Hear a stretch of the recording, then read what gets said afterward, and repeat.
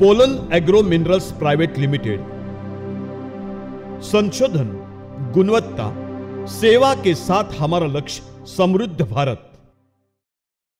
आता रोप आपण म्हणजे नर्सरी व्यवस्थापनामध्ये रोप जेव्हा बघतो त्यावेळेला आपल्याला जर बघितलं तर हा जो ट्रे, आता जैनचा हा ट्रे येतो 8 पिसाचा, बरोबर। आता 8 पिसाचा हा ट्रे आहे, साधारणतः ह्याला बघितली तर 2, 4, 5 पाचवं पान आलं, म्हणजे 5 पानाचं रोप असताना सगळ्याच कंपन्यांची रोपं येतात। काही रोपांची उंची कमी असते, काही रोपांची उंची जास्त असते। आता ही रोपांची उंची जास्त आहे म्हणून आता आपल्याला सगळ्यात महत्वाची त्यांनी जी काळजी घेतली, आता हे रोप बघा, हे नर्सरीतनं जेव्हा तिथनं रोप निघतं त्यावेळेला ह्याला दिवसाला 2 वेळा खायला मिळालेलं आहे, दिवसाला 2 वेळा पाणी मिळालेलं आहे, जेवढं पाहिजे तेवढंच ऊन मिळालेलं आहे, जेवढं पाहिजे तेवढंच शेडमध्ये त्याला ठेवलं गेले, वेळोवेळेला फवारण्या केल्या गेलेत, टीबीटीची फवारणी झाली आहे, म्हणजे जी व्हायरस इम्युनी म्हणून जी लसीकरण असतं ते केलेलं आहे। हे सगळं शासनाच्या नियमाप्रमाणे सगळं काही केलंय। आता एवढ्या सगळ्या व्यवस्थित बनलेल्या रोप, म्हणजे अगदी सगळ्या वातावरणापासून बचावून हे 8 महिन्याचं रोप आहे। 8 महिने रोप 8.5-9 महिन्यानं डिस्पॅच होतं, एवढं 7 महिन्यानं त्याला बाहेर काढतात म्हणजे पॉलीमध्ये, बॉटलमधनं पॉलीमध्ये काढतात। तर एवढ्या दिवसाचं रोप एवढ्या सगळ्या याच्यामध्ये राहून शेवटच्या 22 ते 47 दिवसाच्या दरम्यान, 22 ते 47 शेवटचा जो दिवसाच्या दरम्यान म्हटलं का, एक दिवस तो 22 दिवस त्याला पॉलीहाऊस मध्ये ठेवतात, त्यानंतर 22व्या दिवशी त्याला तिथून पॉलीहाऊस मध्ये काढतात आणि नेट हाऊस मध्ये आणतात, आणि ते पुढचे 22 ते 47 दिवस म्हणजे मोठा जर बघितलं तर 27 दिवस ते नेटमध्ये असतं। त्यावेळेलाच कुठल्या खऱ्या अर्थानं त्याला पानं दिसतात, नाहीतर तोपर्यंत ही छोटी छोटी पानं असतात, ही अशी ही ती सगळी जी आहेत ती बोटल प्लांटची पानं आहेत, ही बोटलमध्ये असतानाची, आणि हे 22 दिवसामध्ये 3 आले, शेवटची 26-27 दिवसामध्ये। आता ही पानं येत असताना सुद्धा त्याला तिकडं दुपारच्या वेळेला उन्हापासून वाचवलं जातं, सुरुवातीचे काही दिवस सकाळच्या संध्याकाळी नेट ओपन केलं जातं, आणि मेन नेट असतं पण आतलं काळं नेट कमी करतात, असं करत करत त्याला सवयी लावतात बॅच टू बॅच, आणि मग हे रोप पूर्णतः सक्षम होतं की तुमच्या शेतामध्ये येण्यासाठी रचित आहे। आता एवढं सगळ्या बेसिक गोष्टींमध्ये हे रोप तिथं राहून आले, म्हणजे रोजच्या रोज अप टू डेट कॅल्क्युलेटिव्ह, ते आमच्याकडे आले की त्याची सगळीच सवय मोडते, म्हणजे त्याला तिथं कुठं सकाळचं पाण्याचं टाइम माहित नाही, संध्याकाळच्या पाण्याचा टाइम माहित नाही, रोज तिथं खायला मिळतं, रोजच्या रोज इथं काहीच मिळत नाही, इथं आणले की ते अगदी म्हणजे काय म्हणतात ते उपाशी, म्हणजे ते काय म्हणतो ना आपण की ज्याचे सगळेच हरपतं चप्पर, तसं ते अनाथ होते साध्या भाषेत, म्हणजे ते त्याला जी तिथं सवय लावलेली असते का तर रोपं विकायचे आहेत त्यामुळे ती काळजी घेतात। आता तिथून इथं आलं की ते अचानक एवढं सगळं चेंज होतं, तो ड्रास्टिक चेंज असतो, आणि तो त्याच्यासाठी सगळ्यात मोठा म्हणजे स्ट्रेस असतो, तणाव असतो। एक तर ते आले वेगळ्या वातावरणातनं, त्यात ते आणि 22-24 तास प्रवास करतात, घारघूर गाडी पळतच असते, आत कोंबटलेलं असतं, ते ज्यावेळेला इथं येतं त्यावेळेला ते अगदी नर्वस असतं, आणि त्यावेळेला आपण ही बेसिक काळजी जर नाही घेतली तर वर्षभर या रोपांमध्ये मग डिसऑर्डर्स येतात, का तर इथं तुम्ही त्याची प्रॉपर काळजी घेतली नाही, रोपं फार मरतात, का इथं काळजी घेतली नाही। म्हणून पहिलं काय काम सांगितलं गेलं की तिथून रोपं ज्यावेळेला आपल्याकडे येतात त्यावेळेला एक नर्सिंग मुवमेंट, म्हणजे किमान काळजी आपल्याला एक सांगितली गेली आहे की ती 10 ते 12 दिवसाची आहे। रोप आल्या 12 दिवस लावू नये, पहिली गोष्ट। उन्हाळा पावसाळा किंवा कधी पण असू दे 8 ते 12 दिवस रोप लावायचं नाही, पहिली गोष्ट, ही पहिली काळजी। का तर त्या वातावरणात ह्या वातावरणात येऊन ते सर्वाईव्ह होते, ह्या वातावरणातल्या प्रत्येक घटकाबरोबर ते काय होऊ दे, एकरूप होऊ दे, आणि मग तुम्ही त्याला लावायला घ्या, पहिलं काळजी। दुसरी काळजी, सगळ्यात दुसरं काम काय करायचं, त्याला ह्या शेडच्या खाली कधी ठेवायचं आहे। आता आपण शेड खाली ठेवले, ही सगळ्यात मोठी चूक आहे, म्हणजे चूक काय आपल्याला माहित नाही, आपण काळजी कुठे ठेवले मी ते म्हणत नाही, पण शेड खाली का ठेवायचं नाही, ह्याला झिरो लाईट म्हणतात। आता लाईट वरनं काय येते का आतमध्ये, बिलकुल नाही, ही शॅडो लाईट आहे। शॅडो म्हणजे तिकडे कुठेतरी पडल्याने त्याची शॅडो इकडे येते।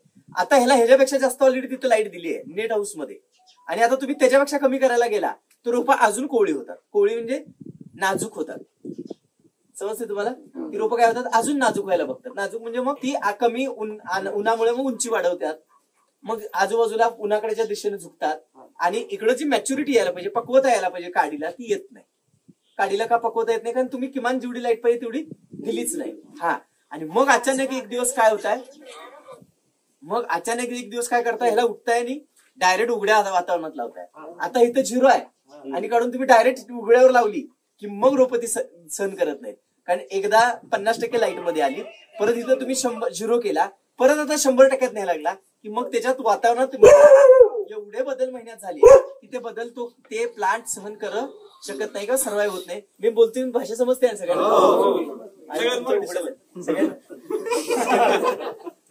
त्यासाठी पहिलं काम काय करावं की रोपं कुणाची येऊ देत, असं नाही म्हणत मी केळीची. तर बाबा रोपं आता हे बघा, ही 1 एकराची रोपं 10 बाय 10 स्क्वेअर फीट, इथून 10 फूट इथून 10 फूट मोजा, 10 बाय 10 म्हणजे 100 स्क्वेअर फीट जागा लागते. लय जागा लागली का? किती लागली तर 1 एकराला 100 स्क्वेअर फीट जागा. 100 स्क्वेअर फीटाला खाली 1-2 फुटाप्रमाणे 12 बाय 12 फुटाचं शेडनेट आणायचं. आणताना 2 तुकडे आणायचे. एक 400 रुपयाला ते तुकडा येतो 10-12 बाय 12चा. तो तुकडा किती आणायचा? एक आणायचा 80%चा. पहिल्यांदा रोपं आली रे आली की रोपं यायच्या आदल्या दिवशी तुम्ही 80%चं नेट 5 फूट उंची, तुम्हाला खाल्लं वाकून जरी जाता आलं तरी चालतं, भरपूर आहे. 5 फूट उंचीचं बांबूचे काठीचं नेट उभा करायचं आणि त्याला साईडनं दोरे बांधल्या, त्या खाली रोपं ठेवून द्यायची. म्हणजे सकाळचं ऊन पडतंय, संध्याकाळचं ऊन पडते आणि दिवसाचं ऊन फक्त ते सर्वाईव्ह करते, 80% कमी करते. त्यामुळे त्याच्यावर तणाव येत नाही. आलेल्या वातावरणात जे स्ट्रेस आलेले आहेत ते कमी होतात. आणि सकाळ आणि सायंकाळ 1000 रोपाला 50 लिटर पाणी द्यायचं. जादा पाणी द्यायचं नाही. जादा पाणी दिले की तोटा काय होतो की याचा जो खालचा भाग आहे, हा खालच्या भागामध्ये इथे येऊन पाणी साचतं आणि ह्याच्या आता खाली मुळ्या दिसतात. ह्या एकदम चांगल्या मुळ्या का दिसतात? कारण तिथे रोपं देताना ड्रिप टू ड्रिप देतात. म्हणजे प्रत्येक रोपाजवळ एक ड्रिपर असतो छोटासा आणि तेवढाच होल करतात. ते मग काय करतात, दिवसात 2 वेळा फक्त 350 35 मिली 2 वेळा देतात. म्हणजे 70 मिली पाणी शेवटच्या वेळेला दिले गेले. आणि ह्याची कपॅसिटी किती आहे तर 60 मिली ते 70 मिली पाणी घ्यायची कपॅसिटी आहे या कोकोपीटची. ह्यापेक्षा जर ज्यादा पाणी तुम्ही दिलं तर ते पाणी खालच्या थरात येऊन साचतं आणि खाली साचलं की हे सगळ्या मुळ्या ज्या आता खाली आल्यात त्या सगळ्या फिरून वर जातात आणि वरती गेल्या की इथनं मधनच कोकोपीट फुटतं. उचलायला गेला की आता काय सगळं आलं कारण मुळ्या खालीपर्यंत आहे. त्यामुळे त्यानं मुळांना त्या कोकोपीटानं मुळ्यांना धरले, मुळ्यांनी कोकोपीटाला धरले. समजते तुम्हाला? ज्यावेळी त्या मुळ्या जर इथं पाणी जास्त झालं तर मुळ्या फिरून वरती येतात आणि वरती आल्या की कोकोपीटचा गट्टा फुटतो. आणि गट्टा फुटला की सगळ्यात मोठा तोटा असा आहे की या गट्ट्याच्या इथे जे इथं छोटीशी गाठ आहे, कशाची? केळीची कंद आहे. ह्या कंदाला जर लाईट दिसला डायरेक्ट तर त्याच्यावर चार्जेस निघून जातो आणि मग हे रोप 2 महिने हिरवगार राहतं पण जगत नाही. तसंच राहतं, वाढच करत नाही. म्हणून त्याला लाईट दिसता कामा नाही. म्हणून त्याला कोकोपीटाचा कव्हर पाहिजे. म्हणून फुटलेलं अजिबात झाड लावायचं नाही. हे एक तर फुटून नये म्हणून पाणी जास्त द्यायचं नाही, लिमिटेडच पाणी पाहिजे. आपण काय करतोय मग? नळी डायरेक्ट नळी. ते तसलं ते काय उपयोगाचं नाही. म्हणजे तेवढं पाणी काय त्याला प्यायला द्यायचं नाही, म्हणजे आंघोळ घालायचं नाही, प्यायला द्यायचं. तर 50 मिली पाणीपेक्षा जास्त पाण्याची अपेक्षा नाही. 1000 रोपांना 50 मिलीनं जर घेतलं तर 50 लिटर पाणी लागतं. बरोबर आहे? 50 लिटर पाणी देताना काय करायचं? त्या 50 लिटर पाण्यामध्ये रोजचं 13-40-13 साधारणतः 50 ग्रॅम मायक्रोन्यूट्रिएंट मिक्सचर 50 लिटरला 30 मिली, 50 लिटरला 50 मिली. त्यानंतर 13-40-13 100 ग्रॅम 50 मिली मायक्रोन्यूट्रिएंट मिक्सचर. त्याच्याबरोबर कार्बन डेझिम 22 टीन 25 ग्रॅम अर्धा ग्रॅम पर लिटर. हे रोजच्या नित्यनेमानं त्यात घालून टाकायचं. मग आधी काय करायचं? 25 लिटर ते फवारायचं. 25 लिटर मध्ये हे सगळं घालायचं 50 लिटरच्या मापानं. ते पहिला फवारायचं, एक 15 मिनिटं सोडून द्यायचं आणि मग परत पाणी स्वच्छ पाणी मारायचं. म्हणजे जे पाण्यावरनं घ्यायचंय तेवढं पाण्यातनं घेतं आणि जे शिल्लक राहिलेलं पाण्यावर आहे ते पाण्याबरोबर कुठं जातं? कोकोपीटामध्ये खाली पडतं आणि मग मुळाकडनं पण अन्न मिळतं आणि वरनं फवारणीतनं पण मिळतं. त्यामुळे रोपं एकदम गोंडच तयार होतात. पानांची रुंदी वाढायला चालू होते, स्टेमचा आकार वाढायला चालू होतो, सगळ्याच गोष्टी व्हायला चालू होतात. असं 4 दिवस करायचं. 4 दिवस झाले की वरचा शेडनेटचा तुकडा काढायचा. तो तुकडा काढून त्याच्यावरती दुसरा तुकडा आणायचा, तो 50% आणायचा, तो 50% तुकडा घालायचा. परत 4 दिवस सेम प्रोसेस. आता 4 दिवसानं 5व्या दिवशी रोपं पिवळी पडतात का तर अचानक तुम्ही 30% लाईट वाढवली. पिवळी पडली की मग थोडंसं काळजीपूर्वक काय करायचं? हाय असं काळजीपूर्वक 3 दिवस ठेवलं की परत ती काळी होतात. आता 8व्या दिवशी सगळेच नेट काढायचं आणि उघड्यावर ठेवायची. 8, 9, 10, 11 आणि 12 5 दिवस ही उघड्यावर ठेवली की झाडं पूर्ण पिवळी पडतात आणि परत एकदा पूर्ण हिरवी होतात. एकदा का ती हिरवी झाली परत आता रोप मर म्हटलं तरी ते मरत नाही, कारण आता सगळ्या वातावरणाचं तुम्ही त्याला काय केलं? तयार केलं. आता हे करणं आपल्या हातात आहे, कारण एवढ्याच जागेवर करतोय आपण. हे शेतात जाऊन सर्कस करायची म्हटलं की हजारो रुपये मोडतात. लेबर रे, ते आळवणे रे, ते फवारणी रे, मग आणि काढून एक रोप लावायचं म्हटलं की 30 रुपये जातात. का तर ह्याचे गेले 15 आणि नवीनचे 15. समजते ना मी काय म्हणते ते? त्यामुळे कंटिन्यू रोज द्यायचं, रोजच्या रोज सकाळी संध्याकाळ 2 टाइम 12 दिवस. ते का द्यायचं? कारण ती मिलीग्रॅम मध्ये जाणार आहे. ते काय असं फार मोठी क्वांटिटी आपण देतोय का? सगळ्या 1000 रोपांना 1 किलो सुद्धा संपत नाही. कसं बस समजते तुम्हाला? पण तेवढं ते 12 दिवसात का तर त्याला ती सवय आहे. रोज त्याला फिडिंग केलेलं आहे. तिकडे आम्ही डीबीटीला फिडिंग करतात. 22 दिवस शेवटचे डीबीटीचे असतात. ह्यात डेली फिडिंग असतं आणि ती सवय तुम्ही जर अचानक मोडली की त्याच्यामध्ये काय होतं की जी ग्रोथ जेनेटिकल ग्रोथ सुरू झाली आहे ती कुठेतरी रिस्ट्रिक्ट होते. आणि हे एकदा सगळं व्यवस्थित झालं हे प्रॉपर की मग रोपं लावायला तयार करावी, म्हणजे नेण्यासाठी आपण तयार करावी. मग आता ही रोपं नेताना शेवटच्या दिवशी परत 24 तास अगोदर 1 मिली सुद्धा पाणी द्यायचं नाही. म्हणजे 24 तास म्हणजे आजचा दिवस सोडला, उद्या तुम्हाला रोपं लावायचे आहेत तर 1 दिवस अगोदरच्या दिवशीच्या संध्याकाळचं पण पाणी नाही द्यायचं. म्हणजे 2 दिवस अगोदरची संध्याकाळ, 1 दिवस पूर्ण रिकामे दिवस पाणी द्यायचं नाही. हे कोकोपीट असं कोरडं झालं पाहिजे एवढं. मग ते इझिली आपल्या बरोबर येतं. आणि ह्याचा फायदा काय होतो की जेव्हा तुम्ही शेतामध्ये लावता तर लावण्याची पद्धत काय आपण सांगितली की पहिला बेड भिजवून घ्या प्रॉपर, मग केळी लावा, पपई लावा, भाजीपाला लावा, बेड प्रॉपर भिजवा. बेड भिजवून घेतल्या कधी लावू नये, 4 दिवस गॅप ठेवावा. का तर नको असणारी जेवढी एअर ब्लॉक तयार झालेले असतात बेडमध्ये ते निघून जातात आणि मग एकसंग बेड बसतो 4 दिवसानं, मग पोकळी जात नाही रोप. मग तुम्ही 4 दिवसानंतर लावा. आणि मग त्यावेळेला लावताना केळी आणि पपई लावायची असेल तर आपण रबडीच करा म्हणतो, आग्रह धरतो. कारण 1000-1200 रोपच लावायचे आहेत तर 1 लिटर पाणी एका खड्ड्यात घालून तिची रबडी करा. रबडी बाहेर काढून रोप आत ठेवून रबडी सोडून द्या आणि गोल हात फिरवा. यानं काय होईल की तिथला जो खड्डा आहे तो कॉम्पॅक्शन कडे जाईल. कॉम्पॅक्शन मध्ये हवा काढून टाकली तुम्ही तर तो रबडी म्हणजे पाण्याने हवेची जागा घेतली आणि नंतर हळूहळू पाणी पण निघून जाईल. आणि पाणी निघून गेले की खड्डा आवळून येतो. आवळून झाला की तो घट्ट तयार झाला की मग तिथे अजिबात पोकळी जात नाही, मग दाबायला लागत नाहीत रोप. मग एक सुद्धा रोप म्हटलं तरी मरत नाही. हे दुसरं काम आपल्याला करणं गरजेचं आहे. मग त्यानंतर सुरू होते पहिल्या 20 दिवसाची सर्कस. मी इथंच सांगतो कारण पलीकडे केळी मोठी आहे.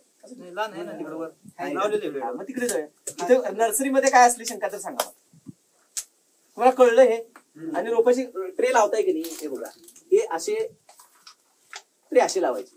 कधी लक्षात ठेवा हा स्पेस असतो, एक उभा एक आडवा असा स्पेस पाहिजे.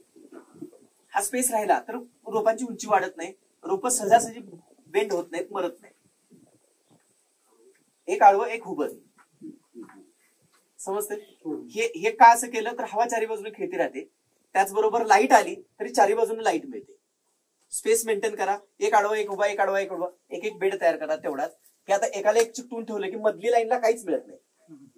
दोन्हीकडची जी मधली लाईन आहे दोन्हीकडच्या दोन्ही बाजूंना मिळतं, पण मधली जी बाजू आहे त्याला काहीच मिळत नाही. कळलं का, समजलं. थोडीशी एवढ्यालाच 100 स्क्वेअर फीट जागा लागते. असं केलं तर ती त्यापेक्षा पण कमी लागते, बरोबर. आणि कुणाची काय शंका रोपात असली तर विचारा. झाडाखाली जर ठेवलं तर हा. आणि बघा आता लय मोठा प्रश्न आहे. केळीची रोपं झाडाखाली ठेवायची नाहीत, शेड खाली ठेवायची नाहीत. भले मग उघड्यावर ठेवा चालेल, नेट नाही आणायचं असेल किंवा नेट नसेल उघड्यावर ठेवा, पण झाडाखाली तर अजिबात ठेवायची नाही. कारण जे झाड असतं हे रात्री काय करतं, खूप सारा कार्बन डायऑक्साईड बाहेर सोडतं आणि दिवसाचा ते ऑक्सिजन बाहेर सोडत असतं. पण रात्री इतका कार्बन डायऑक्साईड बाहेर सोडतो. आता ह्याचं स्वतःचं ब्रिदिंग नाही आहे का, तर ह्याला तुम्ही सावलीत ठेवलं एकतर झाडाच्या आणि परत त्याला कार्बन डायऑक्साईड भरायला ती एवढी टॉक्सिक होतात रोपं, एवढी टॉक्सिक होतात की मग झाडाखालची रोपं तर 100% 10% मरतात. भयंकर. त्यामुळं अजिबात झाडाखाली ठेवू नका. झाडाखाली ठेवायचं नाही. कुठल्याही इतर म्हणजे केळीचं जरी झाडं असली शेत असली त्याच्या खाली ठेवायचं नाही. सावलीत कुठल्याही ठेवायचं नाही. डायरेक्ट शेडनेट खाली जाणायचं. शेडनेटनं काय होतं की जेवढी पाहिजे तेवढी लाईट पण मिळते आणि जेवढा पाहिजे तेवढाच म्हणजे शॅडो पण मिळते. दोन्ही पण बॅलन्स होते. आणि झालं रोपांच्या बाबतीत ही काळजी तुम्ही का घ्या, कारण हजारामागे जर तुमची 50 रुपये मिली तर 750 रुपये झाली, पण ते जातात 1500 आणि नुसते 1500 जात नाहीत. त्या 50 झाडांचं उत्पन्न सुद्धा 10 ते 15 किलो कमी येतं. किमान 5 ते जास्तीत जास्त 15 किलो ते घटतं. का तुम्ही 2 महिन्यानं ते रोप मरतं, तोपर्यंत ते ओळखत पण नाही मरणार आहे का जगणार आहे. आणि 20 दिवसाने 22 दिवसाने ते रोप मरणार असं लक्षात येतं. मग तुम्ही चेंज करायला जाता तेव्हा ते रोप 1 महिना मागे जातं आणि 1 महिना मागे गेले की दोन्ही बाजूची रोपं वाढली की त्या रोपाला कायम दाबत राहणार. समजते तुम्हाला. त्यामुळे ते नुसतं तुमच्या रोपांच्या पैशावर मोजू नका, त्याचा इफेक्ट डायरेक्ट उत्पन्न पण असतं. समजते. रोपांची नर्सरी व्यवस्थापन हे न चुकता एवढी काळजी आपल्याला 100% घेता आली पाहिजे. एवढी काळजी जर आपण घेतली, कशाची घ्यावी होते. अजून पण तुम्हाला विनंतीने सांगतोय, कशाची रोपं लावा, त्याला नर्सिंग हा असतोच. नर्सरी हे पाहिजेच, त्याला इथंच तयारी करा. नर्सरी इथंच.